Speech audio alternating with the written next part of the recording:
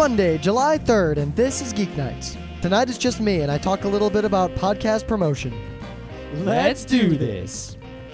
Well, while Scott and the rest of the crew are still at the beach, I am back in Beacon. I had to leave the beach a day and a half early to come back and go to work on Monday, even though I get tomorrow, Tuesday, off. But I guess no big deal. I'll just, catch up on paperwork that I've been avoiding for the past, 2 years, because I never have time to do anything. But I gotta say, and we'll talk about this more on Tuesday, we had one hell of a time at the beach, and a big part of that was that the boardwalk in Wildwood, which is, south of Atlantic City, near the bottom of New Jersey, it's always been, for as long as I've been going there, a bastion of DDR. I mean, there are just tons and tons of DDR machines, and the whole DDR culture is down there.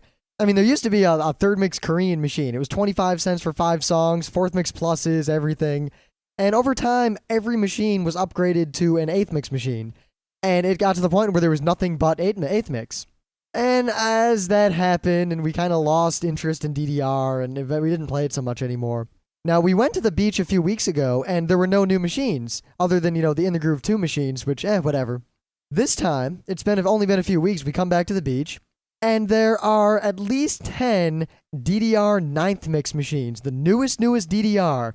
This is the Dance Dance Revolution from Japan. It was shipped freshly to the United States. These were brand new machines. I'd never played on a brand new DDR machine in my life. And I gotta say, all of us, our interest in DDR has been fully rekindled, and we played until our feet hurt. Now also, in addition to that, I've noticed that the boardwalk seems to very slowly be getting bits of geek into it.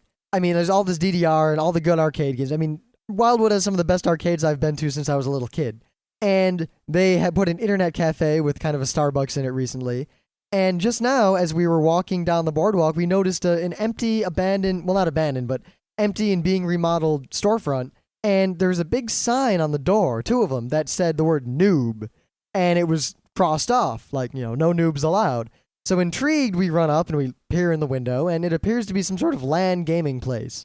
I guess I was just surprised to see something so nerdy as a LAN gaming place in the middle of a generally, I don't really want to say lowbrow, but yeah, it's kind of lowbrow boardwalk. And also, on a completely unrelated note, my wonderful girlfriend Emily has informed me a little while ago that she arm wrestled a sumo wrestler in Japan and beat him.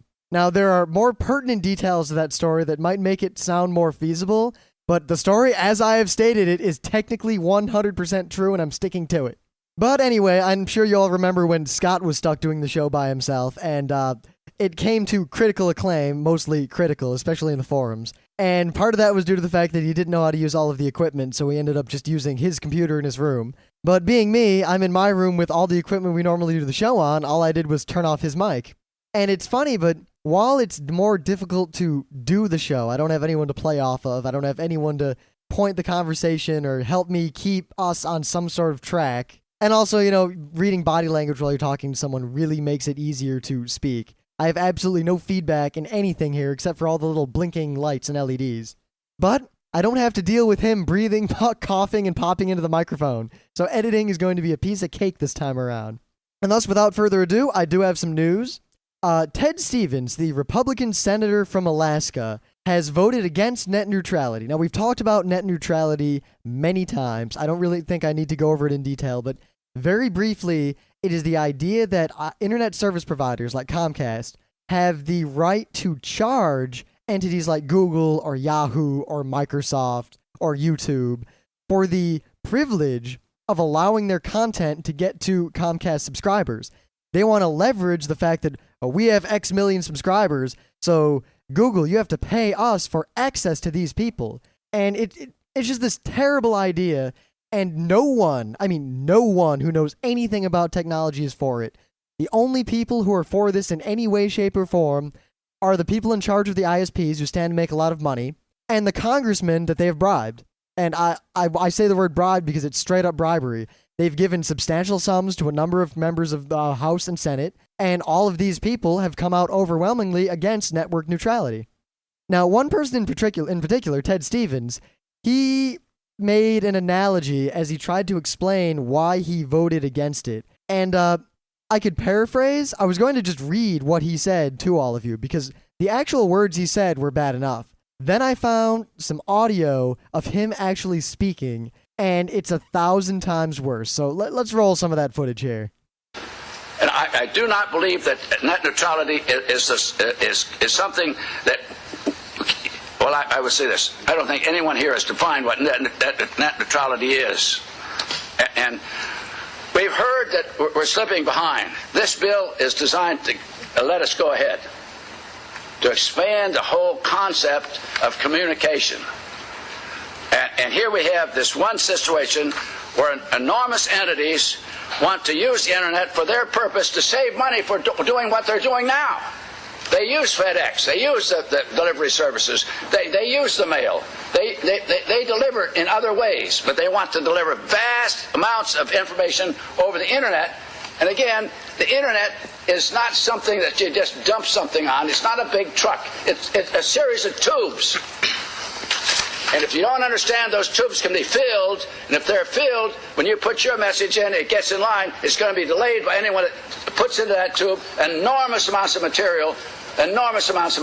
Now, we have a separate Department of Defense for that now. Did you know that? You know why? Because they have to have theirs delivered immediately. They can't afford getting delayed by other people. The security of the United States requires a separate net for defense. Now, I think these people are arguing whether they should be able to dump all that stuff on the internet, ought to consider whether they ought to build a system themselves. Maybe there is a place for a commercial net, but it's not using what the consumers use every day. It's not using the messaging service that is essential, I think, to this small business. It's essential to our operation of families, the whole. Now, obviously, that is just an excerpt, and he did speak for about 10 minutes in total. And one, I don't begrudge his speech impediment because he is an 83-year-old man. What bothers me is that he has no idea what he's talking about, which, I mean, wouldn't be a big deal in and of itself. People are allowed to not know about things. They just have to deal with the consequences. I mean, if you have a VCR and you don't know how to program the time, you can't use the time-shifting features of the VCR. But that doesn't affect anyone else who does know how to use that technology. When a member of the Senate who is voting on and deciding policy about technology doesn't know anything about the technology he's legislating, I just find this to be a travesty, and I have almost no recourse. I mean, this is a senator from Alaska. From what I can gather from some cursory research I did, he is one of the big old boy badasses of the Senate, and almost anything he wants, he gets. But he comes out very strongly against network neutrality, and yet he doesn't seem to even understand what an email is, or what the internet is, or how it works, or why his analogy is almost entirely broken. And even if you follow his analogy, and even if it were right, it's still wrong because the underlying technological problems that the analogy brings to light are completely fabricated. There is absolutely no shortage of bandwidth in the world. The only people who say there is are the people who have a vested interest in making bandwidth a limited commodity so that they can sell it for higher prices.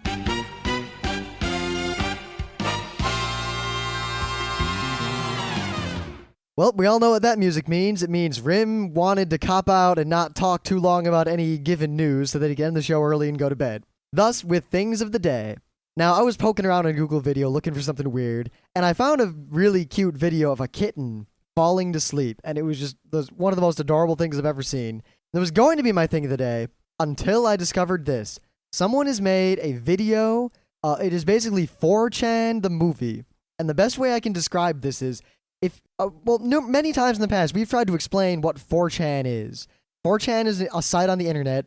I would consider it a couple steps below FARC in terms of mainstreamness. It is definitely a little bit above the Style Project because there are non-horrible things on it. If you watch this video all the way through, I think you will have as good of an understanding of what 4chan is as any human being could possibly have.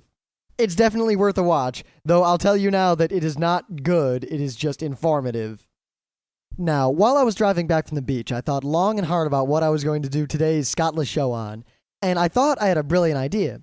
I was going to talk about philosophy in very, very detailed terms. You know, my personal philosophy, my feelings very specifically on solipsism, and basically all the things that I can't talk about easily on the show with Scott, mostly because he disagrees exactly 100% from me. I mean, you listen to the show, and we seem to agree on most issues of technology and science and all that, but when it comes to philosophy, we are exactly diametrically opposed in every possible way. So I thought that would have been an interesting show, but then I realized that it's late, I'm lazy, I'm also somewhat tired, and my foot hurts. You can't really argue about philosophy, especially when you're alone, when your foot hurts. So instead, I'm going to cop out, and actually I have another relevant topic that I thought of just now as I was poking around on our site and looking at the people who've linked to Geeknights in the past few days. Podcasting in terms of PR and promotions. Promos, getting your podcast out there, all that sort of thing. Now, this is especially relevant because for any of you who read the forums on any regular basis or subscribe to the non-podcast feeds like the blog feed, you can see that we've finally, after how many months, made promos. We actually recorded them almost 2 weeks ago, and I never had a chance to get around to actually editing them together. And today, since I was home alone and I had nothing better to do, I put together all of our promos. Now, we had a bunch of funny ideas, and we made a whole bunch of different remixes. Now, you can just go and listen to them. I'm not going to play them on the air or anything like that. But I will say we have the basic promo, the basic promo Blues Brothers edition, the basic promo Spanish Inquisition edition, the basic promo Blues Brothers Spanish Inquisition Megamix, and a completely unrelated promo where we talk about how doing promos sucks. And I gotta say, I mean, Geeknights has grown very large, and we have a graph that we've been generating over time of the average number of listeners based on the hits we get to the feed from unique IP addresses and all that. It's something that FeedBurner does for us. And the growth rate has gone from being a linear relationship to an exponential one recently. And we have a huge influx of new listeners. Despite this, I mean, even now, we haven't really advertised much. We've put some flyers at some cons. We've started appearing on other podcasts. This is a very recent phenomenon. Anime World Order, in their upcoming episode, or maybe the one after that, is going to have a long segment that Scott and I recorded, and then they're going to argue with us.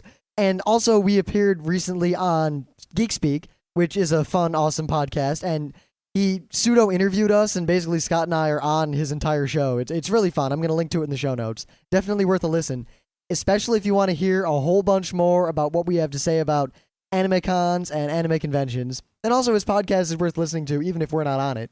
But now we're going all out on the advertising. I mean, we've got these promos. We're starting to get other people to play the promos.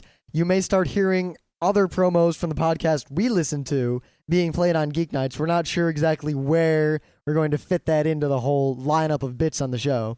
But I gotta say, recording a promo was 1,000 times harder than anything I've done for Geeknights. In fact, everything I've done for Geeknights combined was easier than trying to record a promo. Because doing the show is easy. We just sit down and we do what we would have done even if there weren't any microphones here. After the first 20 or 30 episodes, we got it down to an art, and we can just sit down, crank out an episode, and then it takes me about 2 or 3 minutes worth of editing and post-production to throw it up. Not counting encode times, obviously, because my computer is very slow. The actual time I spend editing the podcast and actually doing things to it as opposed to waiting for my computer to finish doing it is less than 5 minutes at absolute most, unless we do a crazy episode with a whole bunch of audio feedback or anything funny like that. But the promo was different because we tried to I think our best promo was the one where we didn't actually do anything. We just started recording and started complaining about promos, and then I just cut out a section in the middle there and made it a promo. But as for the rest of them, we actually wrote them up, script them out, practice them a bunch of times. At some point, I'm going to compile all of the takes we did and put them in the forums for all of you who want to see the creative process of Rym and Scott on Geeknights. Now, some people have suggested that we do that for shows as well, and I'd love to do it, except that we very often do very little in terms of pre-production, and most of the recording would literally be silence, followed by Scott saying, "I'm doing this news," and then 5 minutes later, me saying, "Well, I'm doing this news. I don't have a thing of the day. Oh, here's one. Never mind." Like, we don't, other than picking what news we want to do and picking what things of the day we want, we do absolutely no planning anymore for the show. It's just live off the cuff. But we actually sat down and we wrote up the promo and we practiced it and we did it. And it took like 10 takes to get it down. And even then, I think that it sounds kind of cheesy. Actually, the only part I like is the Spanish Inquisition part and the Blues Brothers part. I think those parts are good. But all the parts where we're actually just talking about our show, I feel a little skeevy, like a shill. I'm very used to, I guess, selling myself or promoting myself on an individual basis. You know, applying for a job, I'm trying to sell myself to the company. Or going to a new convention, I'm trying to sell myself to the staffers as, hey, I'm the kind of person you want on your staff. Or I'm the kind of person you want to be a guest or a panelist. Or in my professional life, as selling myself as, I'm the person you want to come to. I'm the expert you want to give money to in order to get services. And if I could just walk around and sell Geeknights on a one-to-one basis to every person in the world, I think I could do it pretty easily. But not in terms of getting them all to listen, but in terms of me doing it. I know what I'd say. I know how I'd approach people. When it comes to making a mass market advertisement, like a podcast promo, it's a whole different ballgame. The one thing that really got to me was that at first we were trying to make an actual generic promo, like the kind of thing that would be a radio spot. And I realized that this doesn't work so well in podcasting because it's a very inward-looking community. Podcasting isn't growing very quickly among people who don't already listen to podcasts. So when we make promos now, by and large, the only people who are going to play them are other podcasts with overlapping interests. So as a result, the best we can do is poach listeners from other podcasts or get people to listen to more podcasts. None of these promos are going to get people who don't listen to podcasts to listen to podcasts. Now, we've got a whole strategy on a way to get a whole bunch of new people into podcasting, and that's going to involve our show at Otakon.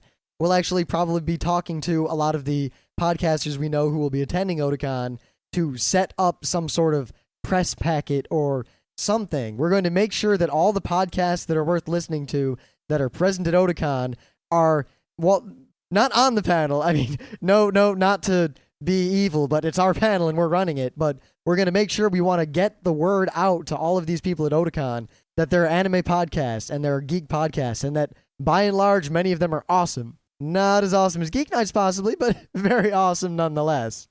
But the whole idea of promoting podcasts to non-podcast listeners is something that I realized outside of events like that, or paying for press outside of the podcasting world, the podosphere.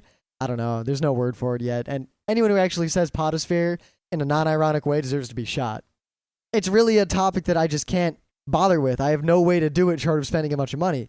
So we copped out and we made our promos very much aiming toward people who already listen to podcasts, who are already geeks. We don't explain how RSS feeds work or how to get to our podcast other than, the URL and maybe a word about iTunes or a podcast directory. Now, of course, I would love to get some feedback from all of you out there as to how good the promos are. Do you like them? Are they painful to listen to? Are they too corny? Do they work? Which ones are good? Which ones are bad? I mean, we really don't know.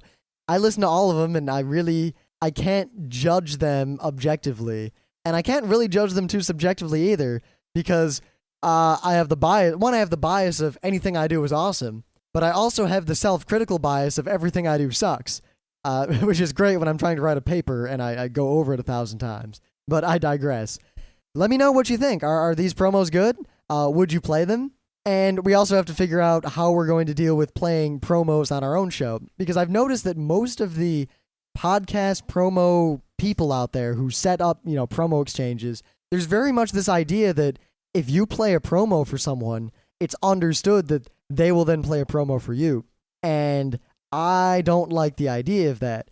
I would honestly only ever play a promo of a podcast that I or Scott listened to, or at least if we didn't listen to it, if we would vouch for it being good. I really wouldn't feel comfortable playing a promo or in any way promoting something just because that group or that person felt fit to promote me. Now, I'm wondering if as time goes on and we may be playing far fewer promos than people are playing of ours, if there will be any negative consequences of that, or if anyone's going to get angry with us. But I don't really care other than an idle curiosity, honestly. Now, of course, what would have been wonderful is if we had somehow gotten a writer or someone who could just write ad copy for us to read. I mean, that would have been fantastic. We're not very good at writing ad copy. You should see the extensive notes we took and all the trial and error we tried to come up with even a rudimentary promo. And we actually recorded it once, and it was just terrible. And I still have that original recording of our first attempt at a promo, which may or may not see the light of day. Maybe we'll make some sort of special Geeknights outtake CD or episode someday in the future when we're really hurting for content. Now, of course, another fun promotional activity we're going to try to be doing soon will involve swag and merchandise, since whenever Classic Bri finishes all of the, finishing design work from his site design and the logo contest and all that, we're going to start in short order making a pile of various t-shirts and posters and all that fun stuff. And I have a feeling that we're going to give a lot of it away for free. And in the very least, we've said this before, but I can't stress enough that we're not going to sell any swag we make, at least any time in the next several years, at any sort of profit. Because the idea of someone wearing a shirt that has something on it that was something I did is so awesome to me that I don't need to make money off of the idea. Seeing someone wearing a Geeknights shirt would be just amazing enough on its own. Kind of like on Penn Jalesa's show, where he's talking about how he's got his new phone number for the podcast or the radio show, and it spells out Penn, and he just won't shut up about that. But anyway, I'll cut this episode short, mostly because I'm just kind of lazy and I want to go play some DS games and go to bed. Also, the fact that it's 1 billion degrees here and my air conditioner still can't keep up. If you hear any odd noise in the background, that's because usually I make the room really cold before we do a show, and then we turn the air conditioner off, and I open all of the doors in the back of my room to prevent the echoes from coming into the microphones. And today I wasn't going to bother with that because then my room would have become an inferno in short order. Thus, the air conditioner's on full blast in the background, the fan's going in the background, everything's whirring, buzzing. But be sure to check us out on Geekspeak. Be sure to check us out on Anime World Order. At some point, I'm going to appear on Friday Night Party Line since Scott did at one point, and while I really wanted to be on the show, and they've asked me to be on the show, I haven't had time. I haven't been home and free until just now. Tomorrow's going to be my first free day in a long, long time, and I'm still not quite sure what I'm going to do with it. I'd originally planned to climb the mountain or go on a crazy hike or something, but all that DDR on the boardwalk kind of killed those aspirations. I've either torn or pulled a tendon or something on my left foot, and it's really smarting right now. So be sure to join us tomorrow when we resume our normal broadcast schedule with Tuesday Gaming Day. I imagine we're going to talk a lot about DDR and Dance Dance Revolution on the boardwalk and at home and all that sort of thing. Also, some House of the Dead 4, some Time Crisis 4. And of course, one final note, I would love it if there was some feedback into the forums as to which show was better, the Scott Show or the Rym Show. Because I gotta say, and I know I've said this a bunch of times already, but it really is odd to have just me talking into a microphone like this. And I don't know if I'll ever get used to it. I mean, I could read copy, or I could read a book, or I could do something like that, but speaking extemporaneously to no audience, yet at the same time it's being recorded, is just something that I don't know if I could ever get used to doing on any regular basis. It's very difficult to keep myself on topic, or more importantly, it's very difficult to resist the urge to just edit out any stumbling I make, or say every bit, every paragraph, every sentence 3 or 4 times, pick the best one, and then hobble together over the course of several hours an absolutely amazing podcast.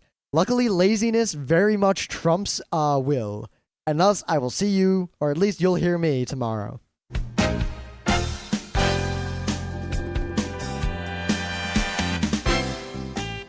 And that was Geeknights with Rym and Scott. Special thanks to DJ Pretzel for our opening theme.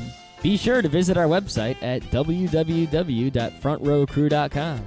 If you like our podcasts, you'll love our forums. Make sure you visit them. You can send your email feedback to geeknights@gmail.com. And if you want, you can leave us a voicemail at 206-333-1537. Geeknights airs every weeknight, Monday through Thursday. Geeknights is recorded with absolutely no studio and no audience. But unlike those other talk shows, it's actually recorded at night.